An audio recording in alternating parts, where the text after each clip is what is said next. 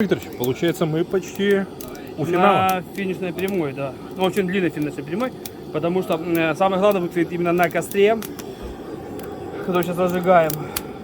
И самое главное в этом, чтобы у нас мясо не упало с шампуров. Все правильно, поэтому ты его херечил, Главное, чтобы я отбил. его правильно херячил, ну, именно долго херячил. Главное, ну я то, что я понял. херячил, чтобы его хватило, чтобы оно не отпало. Вот. Я понял. Для кебаб нужны ледяные шампура. Смотри, льем водичку, да? И она застыла. Ща.